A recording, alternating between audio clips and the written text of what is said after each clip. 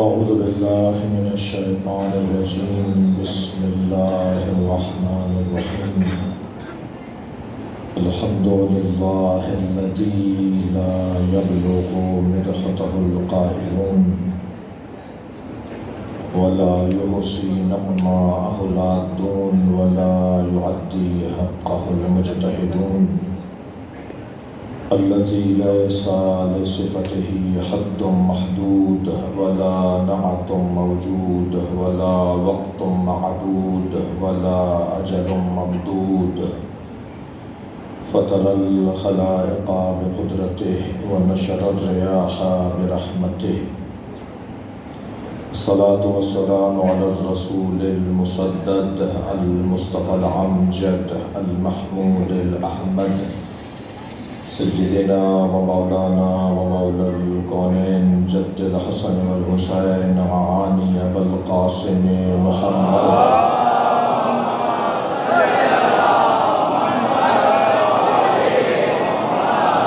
وآله الطيبين الطاهرين المعصومين الذين قال الله إنما يريد الله ليذهب عنكم الرجس أهل البيت ويطهركم تطهيرا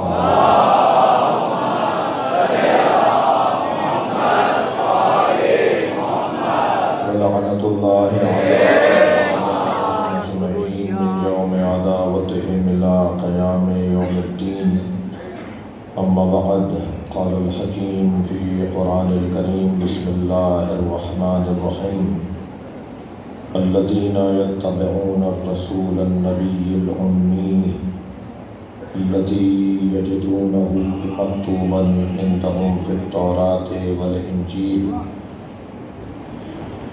يحل لهم طيبات ويحرم عنهم الخبائث وجزى إسرهم وإغلالا والذين آمنوا به وعذروه ونصروه أولئك هم المفلحون صلوات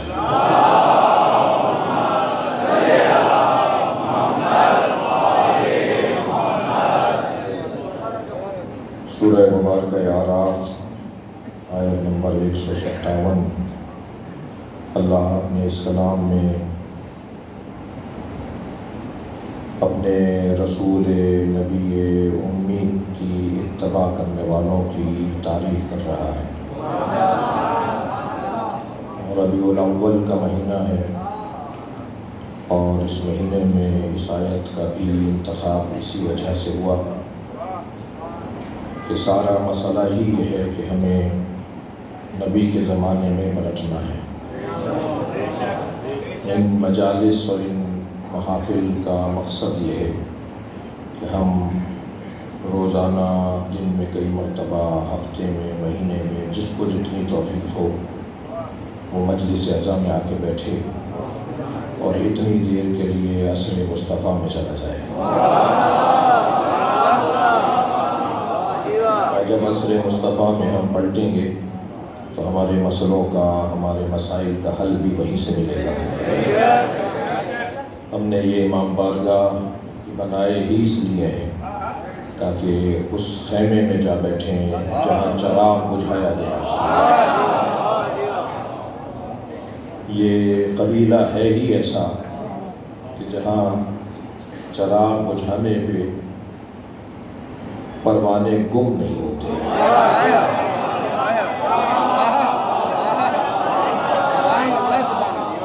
بلکہ چراغ بجھانے پہ پروانوں میں اضافہ ہوتا ہے اور یہ اضافہ قیامت تک ہوتا رہے گا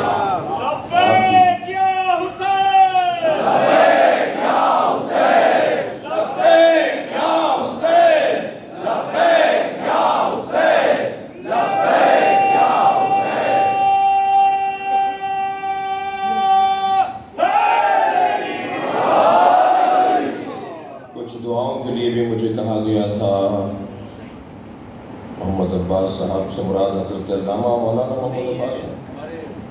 محمد عباس صاحب کی بہن علی ہے مولانا کرم علی حیدری، اور محسن عباس صاحب بیمار ہیں، اسی طرح امجد لال صاحب، جناب نوید ظفر صاحب کی والدہ، اور آپ سب کے ذہنوں میں جو بیمار ہوں سب کی شفا ہے۔ موسیٰ کاظم ندوی بھی سامنے بیٹھے ہیں، ان کی صحت و سلامتی کے لیے، آپ سب کی حفاظت کے لیے بلند تر صلوات۔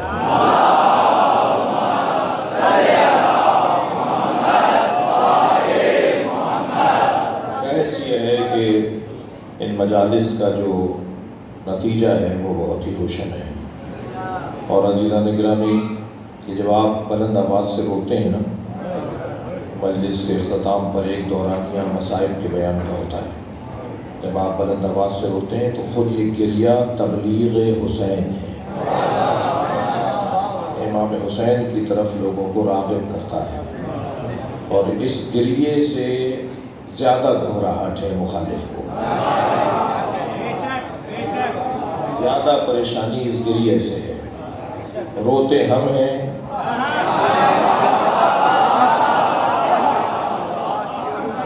روتے ہم ہیں، ہلکان وہ ہوتے ہیں، روتے ہم ہیں، پریشانی کسی اور کو ہوتی ہے، اور عنوان بدعت دے رہے ہوتے ہیں کہ یہ رونا بدعت ہے۔ البتہ مجھے تو امام کے آنے کی خوشبو آ رہی ہے، امام کے ظہور کی خوشبو آ رہی ہے۔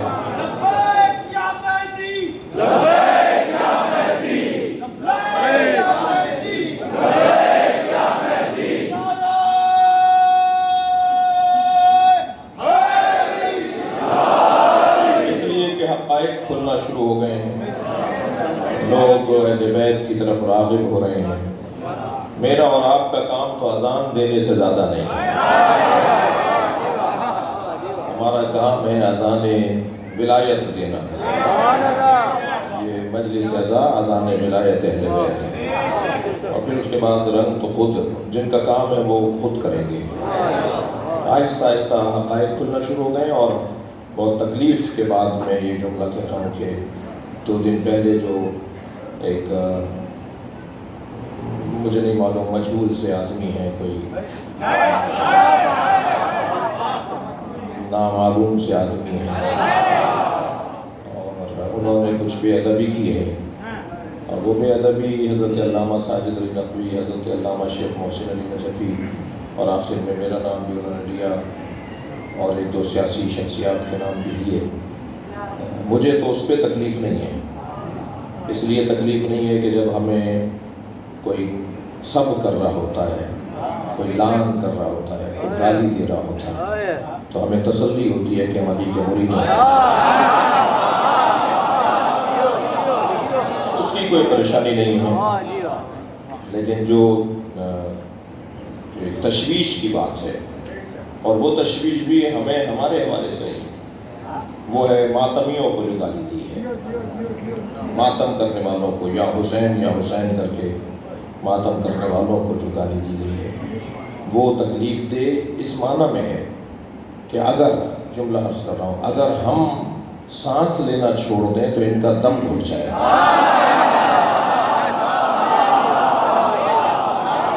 ہمیں سب سے زیادہ جو عزیز ہے وہ پاکستان کی سالمیت ہے، ہمارا صبر ہماری کمزوری نہیں ہے۔ تو میں توقع کروں گا کہ ایسے لوگوں کو کہ جو مجہول الحال لوگ ہیں، ان لوگوں کے بارے میں ہم ایک پالیسی کا اظہار کریں گے 2 دن کے بعد کہ ہمیں کرنا کیا ہے۔ اس 2 دن میں میری گزارش ہے، میری اپیل ہے، میرا پیار ہے، میرا مطالبہ ہے پاکستان کی ریاست سے کہ عاشور کی FIR بھی آپ نے کاٹی تھی نا، اور مشی کرنے والے وہ جو چھوٹے علاقوں سے مرکزی جلوسوں میں شریک ہونے عزادار آ رہے تھے، ان پہ بھی FIR آپ نے کاٹی تھی نا، تو آپ نے تو ویسے ہی FIR کی وقت گرا دی ہے۔ کتنی FIR کاٹ دی کہ FIRوں کی حیثیت ہی نہیں رہی۔ ذرا صلوات پڑھیں محمد و آل محمد۔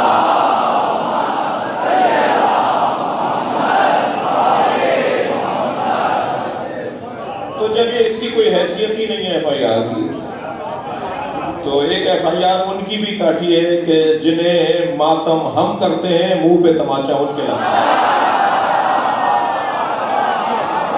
میں توقع کروں گا ذمہ داروں سے، ریاست کے ذمہ داروں سے، کہ انہوں نے ماتم کرنے والوں کی جو توہین کی ہے اس کا نوٹس لیں، ورنہ پھر ظاہر ہے توہین تو برداشت نہیں ہے،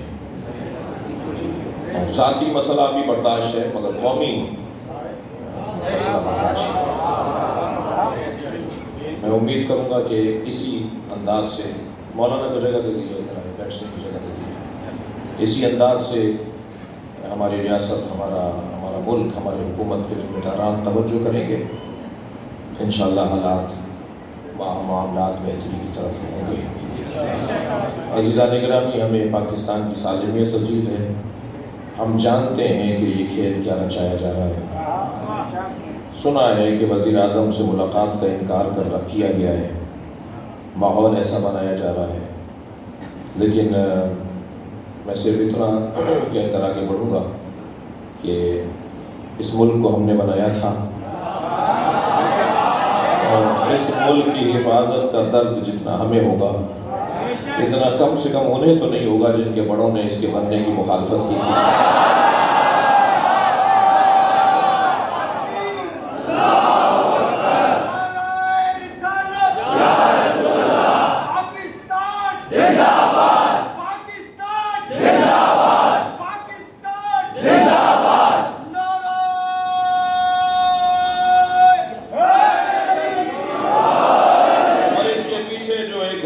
کھیل ہے اس کی طرف بھی آپ کی توجہ ہے، اور میں پھر دہرا رہا ہوں حیدرآباد کے اس تاریخی سالانہ خمسے کی اس دوسری مجلس میں کہ جتنے بھی آپ بہانے کر لیں، جتنے بھی آپ ماحول کو تنگ اور تاریک کر لیں، اتنا ذہن میں بٹھا لیں کہ پاکستان کا شیعہ اسرائیل تسلیم کرنے نہیں ہے۔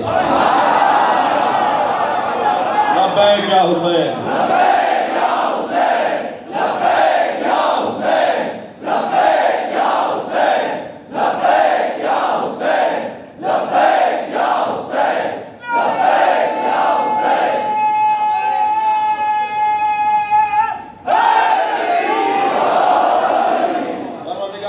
اپنے اس کلام میں عظمت مصطفیٰ کا ایک باب روشن کر رہا ہے۔ ارشاد حضرت احدیت والذین یتبعون الرسول النبی الامی، وہ لوگ کہ جو اتباع کرتے ہیں ہمارے رسول کی، ہمارے نبی کی اور ہمارے شاگرد کی۔ امی یعنی جس نے اللہ سے پڑھا، امی یعنی جس کو کسی نے پڑھتے ہوئے نہیں دیکھا، امی یعنی جو اصلی ہے، جیسا تھا ویسا ہی ہے۔ صلوات پڑھیں محمد و آل محمد۔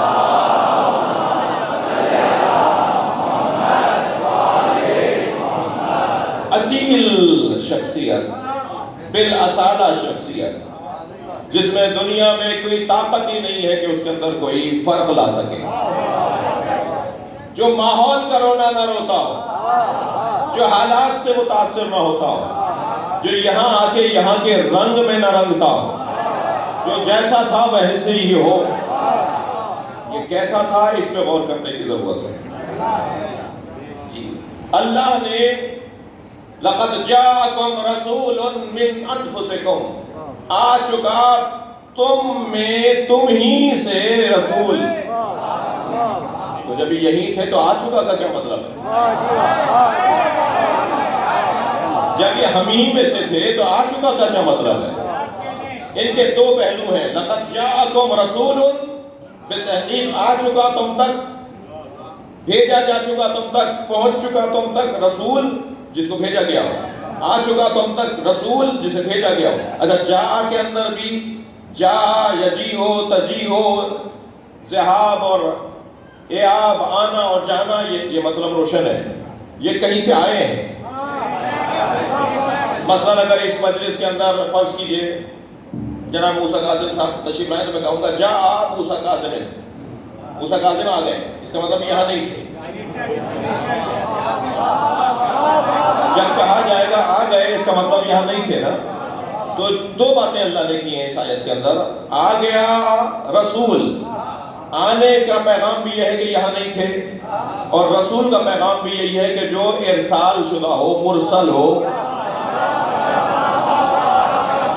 وہ مراسلہ کہتے ہیں نا، خط کہیں سے آتا ہے تو بھیجا جاتا ہے، آ چکا وہ جو بھیجا گیا ہے۔ اب اس کا ترجمہ یوں کروں کہ آ چکا وہ جسے بھیجا گیا ہے۔ تو آنے کے پیغام کے اندر بھی یہ ہے کہ یہاں کے نہیں ہیں، بھیجے جانے کے ترجمے میں بھی اور پیغام میں یہ ہے کہ یہ یہاں کے نہیں ہیں۔ پھر یہ کیا کہا جا رہا ہے من انفسکم، جو تم ہی میں سے ہے۔ جب یہ آئے ہیں، بھیجے گئے ہیں، تو پھر تم ہی میں سے کیا مطلب ہے؟ اللہ یہ پیغام دینا چاہتا ہے، اللہ یہ بتانا چاہتا ہے، اللہ یہ بتانا چاہتا ہے کہ یہ آئے وہاں سے ہیں، بھیجے وہاں سے گئے ہیں، مگر ظاہری شکل و صورت تم جیسی ہے۔ ہم نے تم جیسے ہولیے میں، تم جیسے ہیکل میں، تم جیسے شمائل میں انہیں بھیجا ہے۔ اگر اسی آیت پر غور کر لیا ہوتا تو بات سمجھ میں آ جاتی کہ ان کی ہیکل ہم جیسی ہے، مگر یہ ہم جیسے نہیں ہیں۔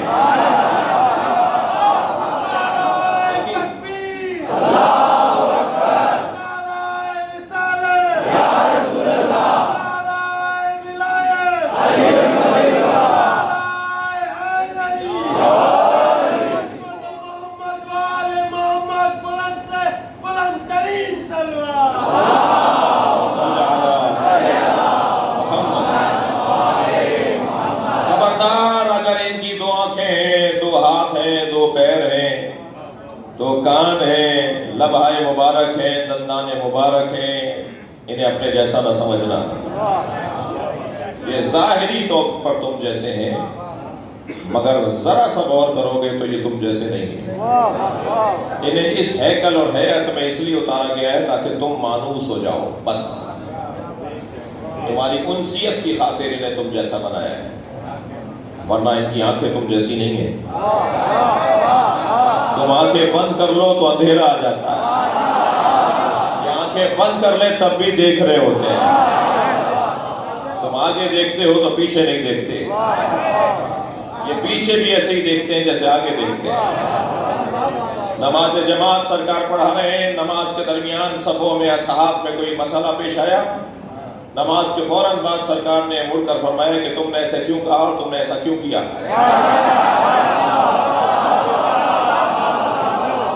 کہا یا رسول اللہ یہ تو پیچھے ہو رہا تھا۔ حضرت نے فرمایا جیسے ہم آگے دیکھتے ہیں ایسے پیچھے دیکھتے ہیں۔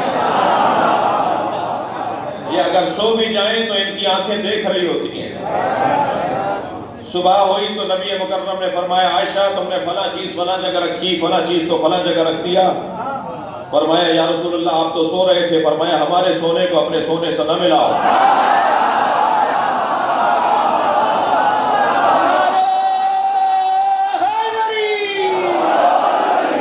ہم جاگتے میں جیسے دیکھتے ہیں ایسے ہی ہم سوتے میں بھی دیکھتے ہیں۔ تو آنکھیں تو ایک جیسی نظر آ رہی ہیں، مگر آنکھوں کی بینائی مختلف ہے، رؤیت مختلف ہے۔ حضرت موسیٰ کوہ طور پر گئے اور جب پلٹ کر آئے تو اس کے بعد سے ان کی رؤیت اتنی تیز ہو گئی تھی، ان کی بینائی اتنی سری ہو گئی تھی کہ 30 میل کے فاصلے سے سیاہ رات میں سیاہ پتھر پر چیونٹی دیکھ لیتے تھے۔ اللہ کی صفاتی تجلی دیکھ کر حضرت موسیٰ کی دید اتنی روشن ہو گئی تھی کہ اتنے فاصلے سے حضرت موسیٰ دیکھ لیتے تھے۔ جو اللہ کی صفاتی تجلی دیکھے اس کی آنکھیں ایسی ہو، اور جو اللہ کی ذاتی تجلی دیکھ کر آیا صلوات پڑھیں محمد مصطفیٰ کی ذات پر۔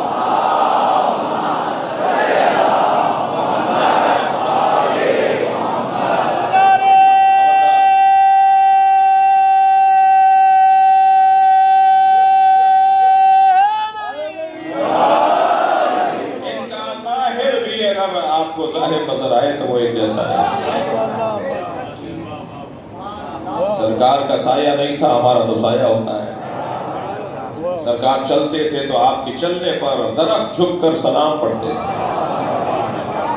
اور جس کنکری پر اور جس پتھر پر اور جس ریت پر سرکار کے پیر پڑ جاتے تھے وہ کنکریاں آسمان کے ستاروں پر غرور کرتی تھی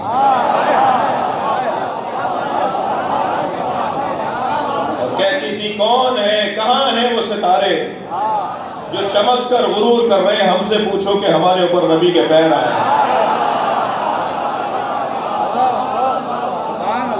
خبردار نبی مکرم کا ظاہری، اب یہ وہاں سے بھیجے گئے ہیں، یہ ہماری طرح نہیں، یہ وہاں سے آئے ہیں۔ یہ جو وہاں سے آئے ہیں نا، اس کا مطلب یہ کہ یہ وہاں کے ہیں، جہاں سے آئے وہیں کے ہیں۔ اور وہاں کیا تھا، وہاں سے آنے کا مطلب کیا ہے، وہ کیا جگہ تھی جہاں سے آئے، جہاں سے آئے وہ وطن کون سا ہے، وہ وطن عالم انوار ہے، وہ نور کا وطن ہے۔ اور وہاں والوں کا اور یہاں والوں کا فرق ذرا محسوس کیجیے گا۔ صرف ایک مثال دے دوں، آپ کسی میٹنگ میں، کسی اجلاس میں، کسی ملاقات میں جاتے ہیں تو وہاں اگر کوئی جوان، کوئی شخص، کوئی فرد، کوئی شخصیت تشریف فرما ہو جس کا حلیہ، جس کا انداز، جس کا بولنا بات کرنا دوسروں سے مختلف ہو، تو آپ اسے کہتے ہیں یہ کہاں سے آئے، اس لیے کہ سب تو ایک جیسا رویہ رکھے ہوئے ہیں اور ان کا انداز کچھ مختلف ہے، تو بتایا جاتا ہے کہ جی مثلا یہ فلاں ملک سے آئے ہیں، تو اس ملک کا رویوں پر اثر ہوتا ہے، جو جہاں سے آتا ہے وہاں کا اثر اس کے رویوں پر ہوتا ہے۔ توجہ چاہوں گا، حضرت موسیٰ تو جب ماں نے صندوق سے میں لٹا کر نیل کے حوالے کر دیا اور اللہ نے کہا کہ صندوق سے میں سے لٹا دو اور ہم یہ ہیں جو تمہاری گود میں واپس پلٹائیں، ماں کا جگر، ماں کا حوصلہ، ماں کی ہمت تو دیکھیے کہ جو 70,000 بچوں کے مرنے پر بچا ہو، جس ایک بچے کی خاطر 70,000 بچے مار دیے ہوں، تب اس کی حفاظت کا انتظام ماں کتنا کرے گی۔ اور جب یہ طے ہو گیا کہ جی اس بچے کو نیل کے حوالے کرنا ہے، ڈھونڈ مچی ہوئی تھی، تو انہوں نے صندوق سا بنایا، چھوٹا سا، ایک جتنا صندوق کی ضرورت تھی، اور یہ ذہن عالی میں رہے کہ حضرت موسیٰ جس صندوق سے لٹائے گئے وہ ان کے قد مبارک کے مطابق تھا، اور جب وہ امام لے کر آئیں گے تو وہ اتنا بڑا ہوگا کہ سارے نبیوں کے تبرکات اس میں ہوں گے، جسے قرآن تابوت سکینہ کہتا ہے۔ تابوت سکینہ جس کا ذکر قرآن میں ہے، یہ وہی ہے جس میں حضرت موسیٰ کو لٹایا گیا تھا، ان کی ماں نے یہ صندوق کو کہتے ہیں عربی میں تابوت، صندوق کو تابوت کہتے ہیں۔ تو یہ تابوت حضرت موسیٰ پر بھی پورا اترا، تبرکات پڑھتے رہے، بڑا ہوتا رہا، تو کیا اس میں لکڑیوں کا اضافہ ہوا، کچھ مرمت ہوتی رہی، کیسے یہ اتنا بڑا ہو جائے گا جب امام ظہور فرمائیں گے اور حضرت لے کر آئیں گے تو اتنا بڑا تابوت ہوگا، بہت بڑا تابوت ہوگا جس میں سارے نبیوں کے تبرکات ہوں گے، جس کے وارث امام زمانہ ہے۔ تو کیا اس تابوت کی، اس صندوق سے کی کوئی مرمت ہوتی رہی، کیا ہوا، اسے سمجھنے کی ضرورت ہے۔ جب نبی مکرم نے چادر یمنی اپنے اوپر لی تو وہ ان پر پوری اتر رہی تھی، جب امام حسن آئے تو ان پر پوری رہی، امام حسین آئے تو چادر چھوٹی نہیں پڑی، جناب علی مولا آئے تو چادر ان پر بھی پوری رہی۔ یہ ایک ہوتے ہیں تب بھی پوری رہتی ہے، 5 ہوتے ہیں، یہ چادر نورانی ہے، یہ نور کی چادر ہے کہ جو یہ خود بخود اپنی جگہ بنائی۔ تو کیا ہوا، پھر ایک مرتبہ وہ صندوق تیرتا ہوا، نیل میں تیرتا ہوا محل میں چلا گیا، اور یہ پہلی مرتبہ حضرت آسیہ اور فرعون دریا کے کنارے بیٹھے ہوئے محظوظ ہو رہے تھے، کبھی ایسا پہلے ہوا نہیں تھا، اللہ کے کام بھی اللہ کے۔ تو ایک مرتبہ صندوق کو تیرتا ہوا دیکھا تو کہا کہ نوکروں کو، غلاموں کو کہا کہ اسے اٹھا کے لاؤ، اور جب کھولا تو اس میں بہت شیر خوار بچہ، تو فوراً گود میں اٹھا کر حضرت آسیہ نے کہا کہ ہمارے ہاں اولاد نہیں ہے، ہم اسے پال لیں۔ تو کہنے لگے یہ وہی بچہ نہ ہو جو ہمارا تخت لوٹے گا، جس کی خاطر ہم بہت پہلے بچے مروا چکے ہیں۔ تو کہنے لگی کہ جس کو ہم پالیں گے وہ ہمارے خلاف کیسے جائے گا۔ یہ وہ جملہ تھا جس کے لیے میں نے زحمت دی ہے۔ جسے ہم پالیں گے وہ ہمارے خلاف کیسے جائے گا؟ حضرت آسیہ پیغام یہ دے رہی ہے کہ تو ماحول کا اثر لے گا. بھائی ماحول کا اثر لینے والا وہ ہوتا ہے جو یہی کا ہوتا ہے، اور جو بھیجا جاتا ہے وہ ماحول کا اثر نہیں لیتا. صلوات پڑھیں گے محمد و آل محمد.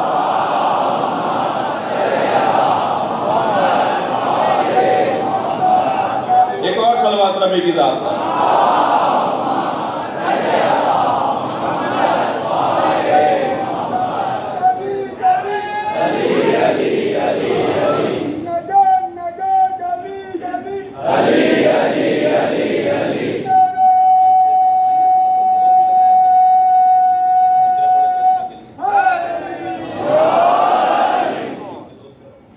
صلوات اور پڑھیں محمد و آل محمد.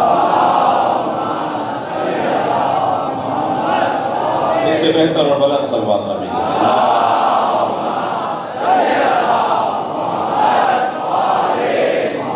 تو رسول کا مطلب ہے جسے بھیجا گیا ہو، جو مرسل ہو، بھیجا گیا ہو. یہ یہاں کے نہیں ہیں، یہ وہاں سے بھیجے گئے ہیں، اور یہ جہاں کے ہیں وہاں جانا تعجب آور نہیں ہے. تعجب تو یہ ہوگا کہ یہ یہاں رہے، یعنی یہاں رہنے پر تعجب ہونا چاہیے، وہاں جانے پہ تعجب نہیں ہے. جسے علامہ ذیشان ترجمانی نے 2 مصروں میں کہا کہ ایک شب کا ذکر کیا ہے جانے والے عرش پر، ایک شب کا ذکر کیا ہے جانے والے عرش پر، تیری ساری زندگی معراج ہی معراج ہے. وہ تو ان کا اپنا وطن ہے، وہ تو سرکار کا اپنا وطن ہے، جب چاہے چلے جائیں.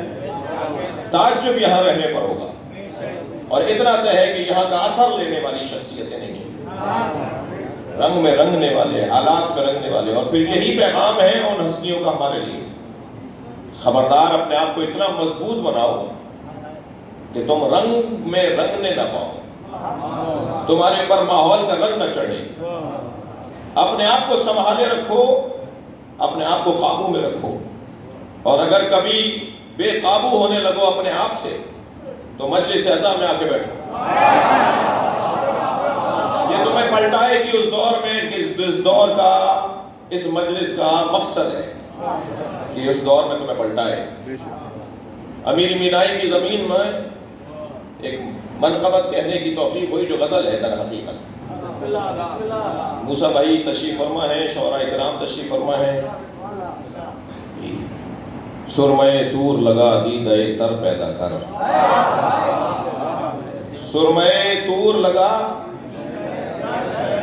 دیدہ تر پیدا کر، شوق دیدار اگر ہے تو نظر پیدا کر.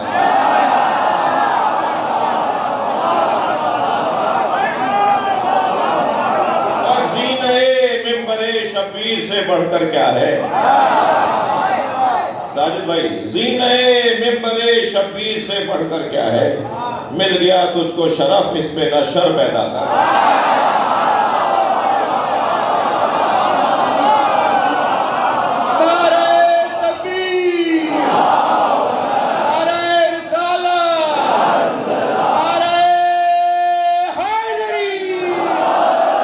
اور ان کے احسان پہ احسان چلے آتے ہیں، ان کے احسان پہ احسان چلے آتے ہیں، اپنی الفت میں بھی انداز دگر پیدا ہے. صلوات پڑھیں محمد و آل محمد.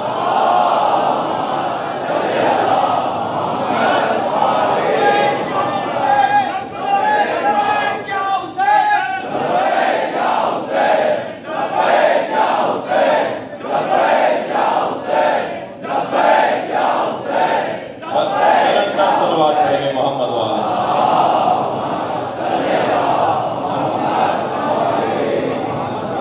دو چار اور اسی کلام کے شعر سن لیجئے. اور العجل کہنے سے آ جائیں گے مولا کیسے.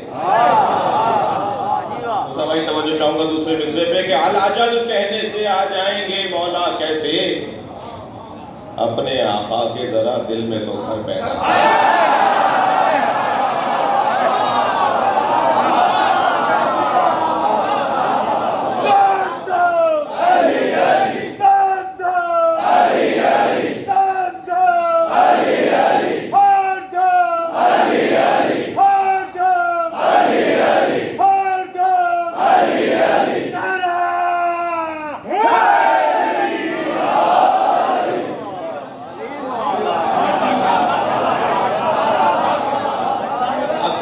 شعر چھوڑ دیے، ایک شعر اور سن لیجیے.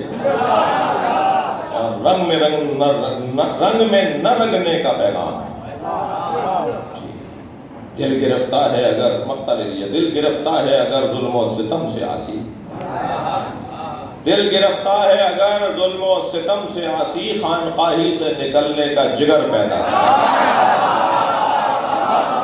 صلوات پڑھیں گے محمد و آل محمد.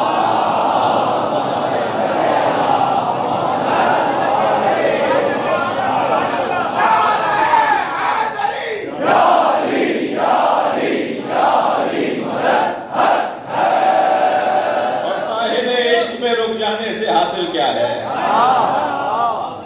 ساحل عشق پہ رک جانے سے حاصل کیا ہے؟ ڈوب کر پار اترنے کا ہنر پیدا ہے.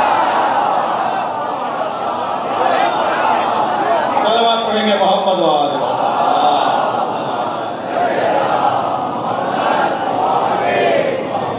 تم پاکستان میں پیدا ہوئے ہو، تم ہندوستان میں پیدا ہوئے ہو، تم امریکہ میں پیدا ہوئے ہو، تم مثلاً کسی بھی ملک میں افغانستان میں پیدا ہوئے ہو، ایران میں عراق میں پیدا ہوئے ہو، مگر یاد رہے کہ وطن تمہارا زمین نہیں، تمہارا وطن زمین نہیں. تمہارے دادا کو یہاں بھیجا گیا تھا.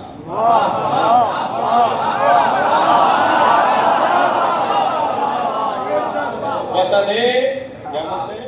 پچھلا وطن کیا کہتے ہیں؟ جڑا ہوا پچھلا وطن. تمہارے دادا یہاں کے نہیں تھے. میں آدمیوں سے بات کر رہا ہوں.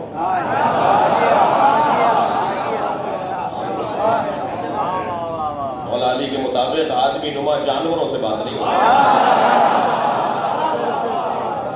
یہ زمین ہمارا وطن نہیں ہے. ہمارے دادا کو کہیں سے یہاں بھیجا گیا، وہ کہیں اور سے یہاں آئے تھے. تو یہ جہاں سے آئے ہو وہاں پلٹنا ہے. یہ انا للہ و انا الیہ راجعون کا مطلب ہی ہے. یہ کلمہ استرجاع میت دیکھ کر نہیں پڑھا جائے گا. یہ مردوں کے الفاظ نہیں ہیں، یہ زندوں کے کلمات ہیں. صلوات پڑھیں محمد و آل محمد.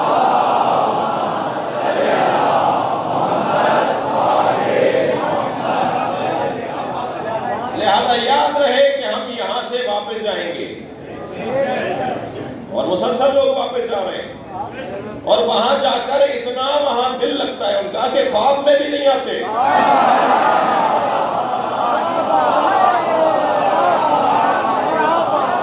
بچھڑے ہوئے لوگ کوئی 70 سال سے علی علی کر رہا تھا، کوئی 100 سال سے حسین حسین کر رہا تھا، اور جب وہاں پلٹ کر حسین کی خدمت میں جاتا ہے تو یہ حوالوں سے بات کرنے کو دل نہیں کرتا. کوئی لذت تو پوچھے ان سے وہاں جانے کی. لہذا یہیں سے گریز لے کر ایک جملہ کہوں گا، خبردار موت سے ڈرنے والا علی والا نہیں ہوتا. خبردار موت سے گھبرانے والا حسینی نہیں ہوتا. میں اپنے نااہل مخالفوں سے مخاطب ہوں. میں اپنے نااہل مخالفوں سے مخاطب ہوں. پاکستان میں ہمارا کوئی دشمن نہیں ہے. جو دشمنی کا ٹائٹل لیے پھر رہے ہیں وہ اس قابل نہیں ہے کہ ہماری دشمنی ان کے ساتھ جڑے. پاکستان کی دیواریں انہوں نے تکفیری نعروں سے کالی کر دی. پاکستان کی دیواریں انہوں نے تکفیری نعروں سے کالی کر دی، اور اب دوبارہ ماحول بنا رہے ہیں. یاد رہے ہم اتحاد کی بات کرتے ہیں مگر مجبوری میں نہیں. ہمارے فقہا کا فتویٰ ہے، ہمارے ائمہ کی تعلیم ہے، سیرت اہل بیت ہے، اور فقہا کا فتویٰ ائمہ کی تعلیمات کی روشنی میں ہے. خبردار مسلمہ اسلامی مسالک کی توہین کرنا حرام ہے. خبردار اہل سنت کے مقدسات کی توہین کرنا حرام ہے. مگر اس کا یہ مطلب نہیں ہے کہ ہم فقہ نہیں پڑھیں گے.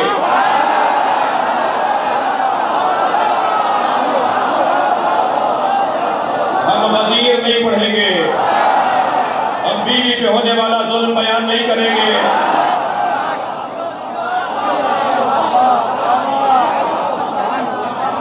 بلکہ اب تو اور سجا کر کریں گے۔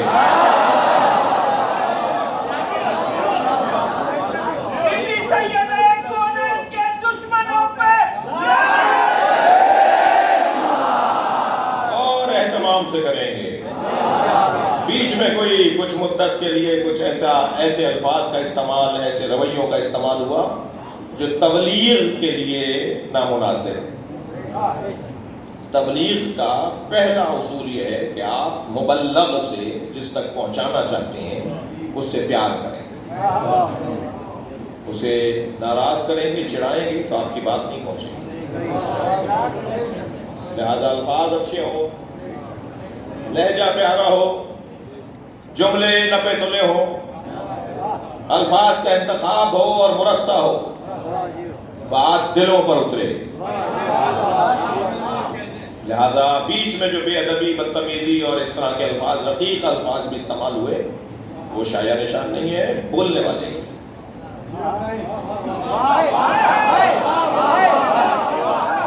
مہذب لوگ گالیاں نہیں دیتے، پڑھے لکھے لوگ رقیق باتیں نہیں کرتے۔ میں نے اپنے ان بچوں اور جوانوں سے بھی کچھ کہنا ہے۔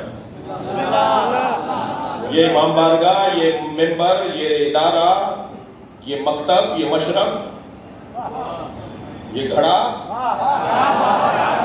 یہ سبیل، جہاں سے ہم پانی لیتے ہیں، جہاں سے ہم زندگی لیتے ہیں۔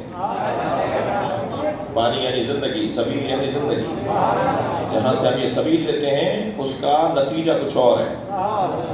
خبردار، زمانے کے ساتھ چلنا سکھاتا ہے یہ مکتب، زمانے سے کاٹنے کا پیغام نہیں ہے۔ آج سوشل میڈیا کا دور ہے، فیس بک کا، ٹویٹر، یوٹیوب، نہ جانے کیا کیا نام، کچھ اور جدید چیزیں بھی ہیں۔ یہ جو سوشل میڈیا کا دور ہے، میں نہیں کہوں گا ان جوانوں سے، بلکہ کہوں گا ان جوانوں سے کہ اس جدید میڈیا، جدید سوشل میڈیا اور جدید طریقوں سے اپنے آپ کو اور بہتر آشنا کرو۔ اب صرف ممبر کا کام نہیں ہے مکتب کا دفاع،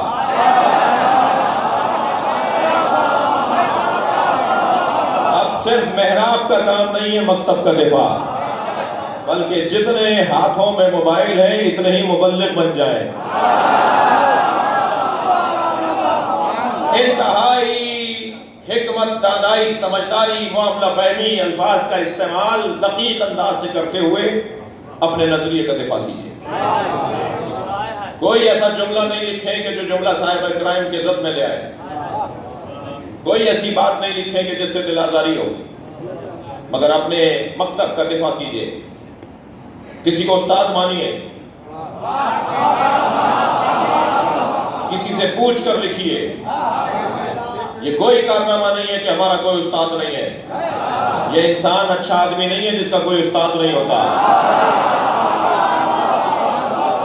جو اس کی شکل اچھی لگتی ہے اسی کو استاد مان لو۔ جو اچھا لگتا ہے، جس سے پیار ہے، اسی کو استاد مان لو۔ لیکن عزیزان گرامی، تبلیغ ہونی ہے۔ اہل بیت کے پیغام میں جو رکاوٹ بنی چیز، وہ مناظرے کا وہ رنگ ہے جو ہمارے ہاں گزشتہ 40 سالوں میں رہا۔ الفاظ کا نامناسب استعمال مخالف کو آپ کے قریب نہیں آنے دے گا۔ لہذا یہ جو دور آیا ہے، جس دور کی وجہ سے ہمیں بہت ساری چیزوں کی طرف توجہ کا لامحالہ خود بخود ہمیں خیال کرنا ہے۔ انتہائی گہری بات کیجیے، انتہائی مضبوط بات کیجیے، مگر الفاظ کا استعمال مہذب رہے۔ اور جب مہذب انداز سے آپ بات کریں گے، آپ کی سنی جائے گی۔ وقت بہتری کا ہے۔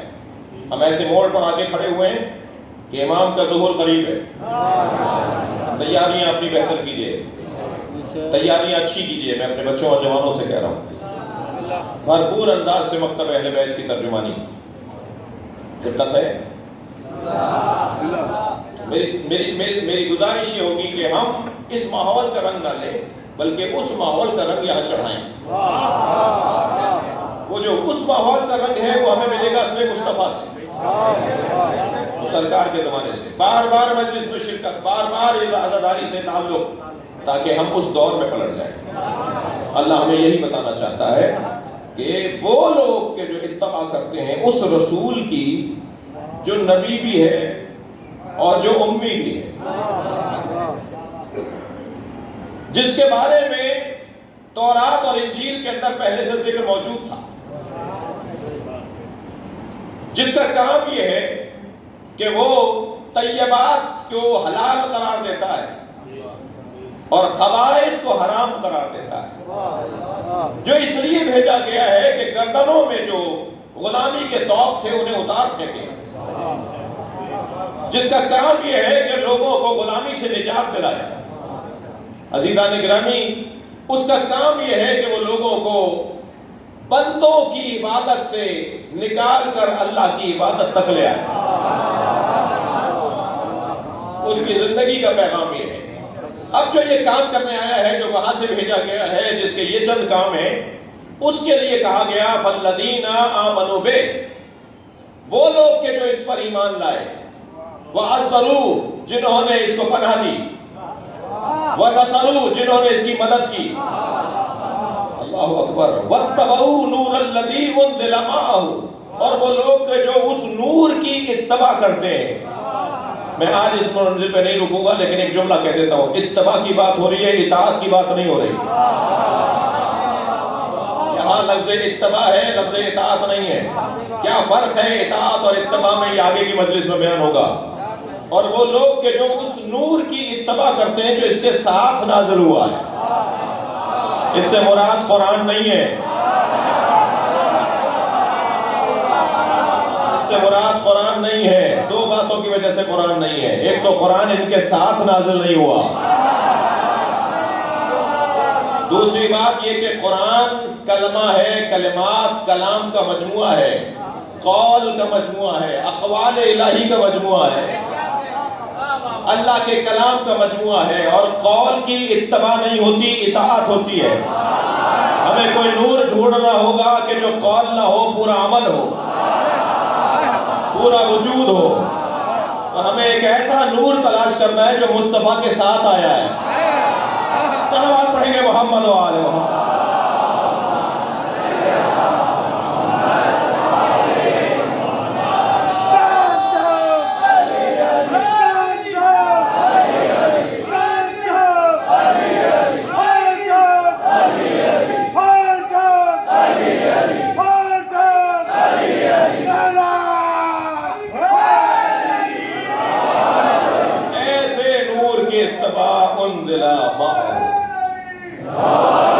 جو اس رسول نبی امی کے ساتھ آیا ہے،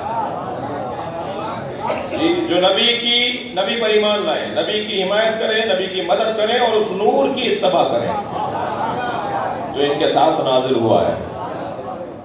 ان کی اتباع کرنے والوں کی تو بات ہو ہی رہی ہے، ان کی اتباع، نبی کی اتباع کرنے والوں کی تو بات چل رہی ہے، آیت کے آغاز سے ہی چل رہی ہے، اور اس کی بھی اتباع کریں، اس نور کی بھی اتباع کریں جو ان کے ساتھ نازل ہوا ہے۔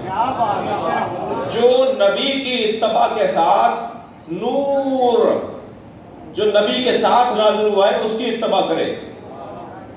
لفظ اور بہتر کروں، جو محمد مصطفیٰ کے ساتھ علی کی اتباع کرے، اولئک هم المفلحون، وہی کامیاب ہے۔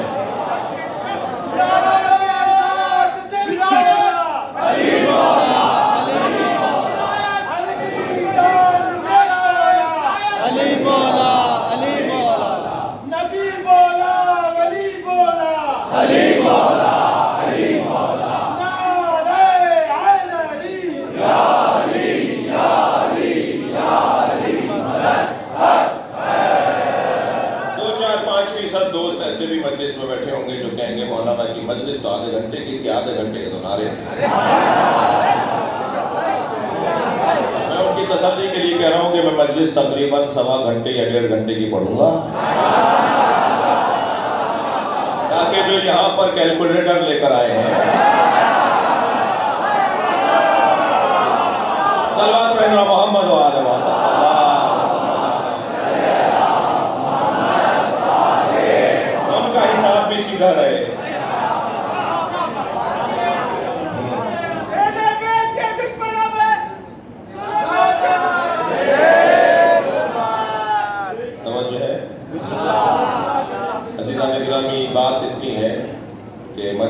پاکستان میں ہو رہی ہے. میں ایران عراق میں تو مجلس پڑھ نہیں رہا. یا مجلس کے درمیان میں چائے بھی چلتی رہتی ہے, جی آنا جانا بھی رہتا ہے. یہاں تو جو آ گیا اسے جانے کا موقع ہی جب ملے گا مجلس مکمل ہو جائے گی.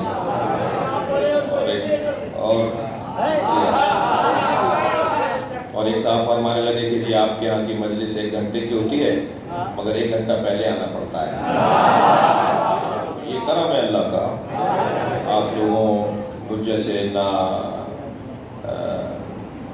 اہل طالب علم کی باتیں سن رہے ہیں.